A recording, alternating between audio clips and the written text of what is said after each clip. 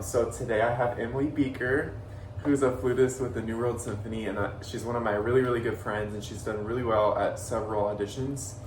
And today we're just going to talk a little bit about how fundamental practice, taking time to practice your fundamentals, really translates to being fireproof behind an audition screen.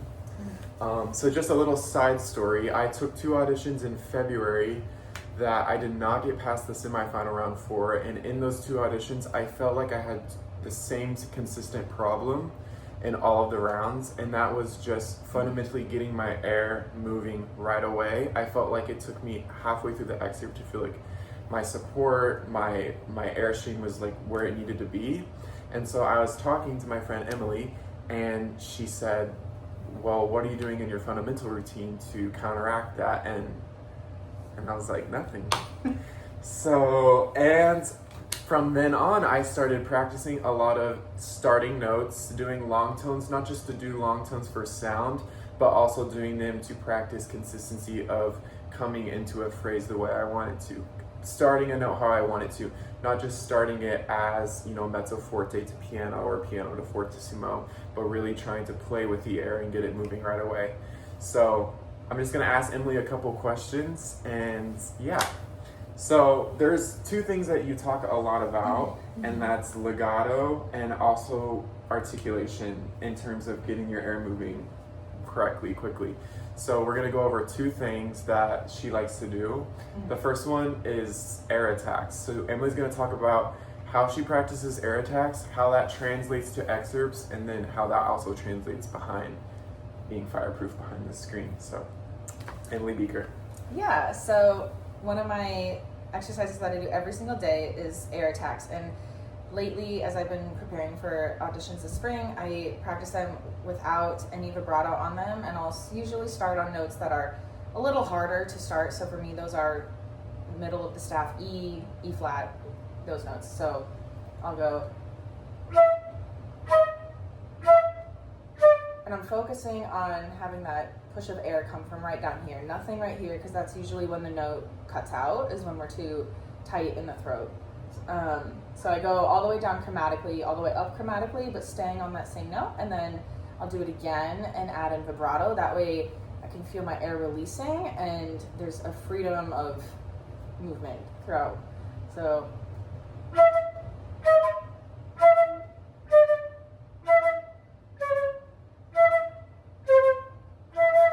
and I go across the whole range of the instrument. Right, so if you can hear what she's doing, it's getting the air to immediately speak into the instrument. So how many times have we been behind the screen and we go to play Beethoven 9 or something, we feel like that first D, it's like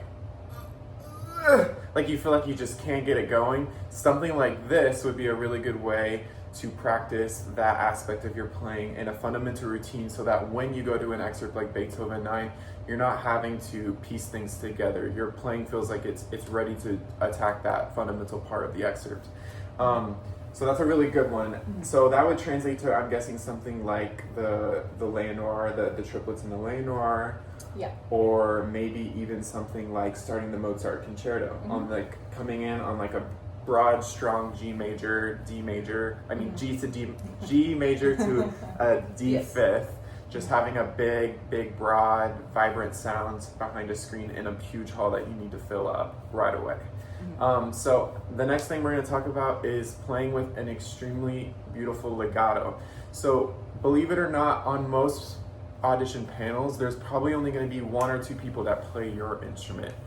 For flutists, usually it's 1 or 2, because there's usually only 3 people in this section, and most of the time there's going to be a lot of string players on the panel.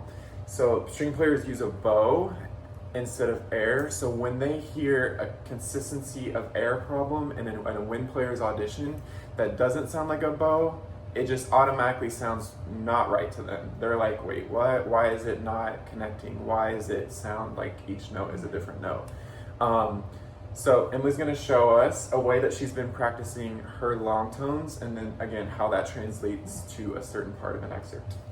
Yeah, so lately I've been incorporating a lot of grace notes into my long tones. So I'll start, just take like the Moise de la sonorité long tones, for example, and I'll add a little grace note right before changing each note just to make sure that my air is free and flowing. So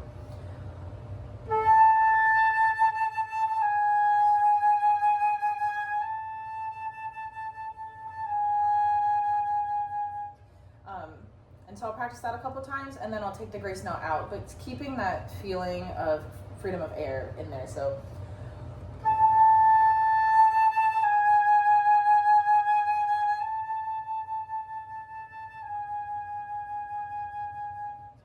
and then So it's almost like you're tricking your brain into getting that transfer of air through each note consistently. Just letting go of the air. Yeah, and making sure that we're not just thinking of changing our air with each note, but that the air is always going through the connection of the notes.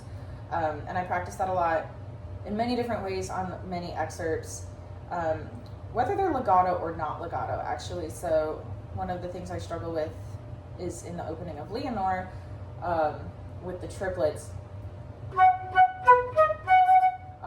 But I'll try to do this legato exercise on that just to make sure that my air is moving, because a lot of times the air gets stuck, and that's when the notes crack or don't come out at all. So I'll do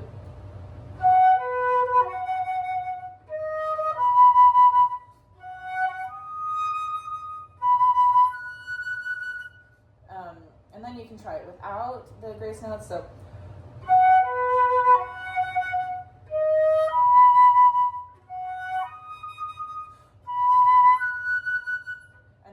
try to keep that same flow of air, and then just that same feeling yeah. in the air mechanism. But obviously articulating, because that's not how we play the excerpt. We play it with all the triplets and staccato. So